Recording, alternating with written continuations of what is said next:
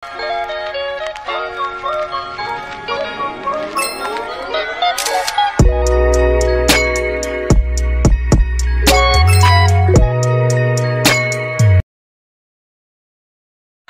Mare, eto na nga. Alam mo ba, may nag-walk-in kasi sa aking client. Unverified daw yung Shopee niya. Pero nakakatuwa nun, binigyan siya ng offer sa S-Loan. So, i-check nyo na yan yung S-Loan nyo. Baka may offer sa inyo na available.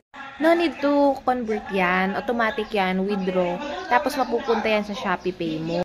Ayan, papasok yan dyan. Yung S-Loan mo na withdraw, papasok yan sa Shopee Pay mo. Kaya lang, dahil unverified ka, hindi mo siya basta malalabas. Ang gagawin mo dyan is i-PM mo ko para malabas natin yan at mapakinabangan mo. Kasi kung hindi, magagamit mo lang siya for checkout.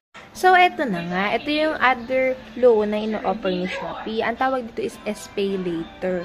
Noon siya, bilang pambayad lang ng bills, pan-checkout, pero pwede natin siya i-convert into cash. Mas maganda utangin si S-Pay Later kaysa kay S-Loan kasi mas mababa ang interest niya.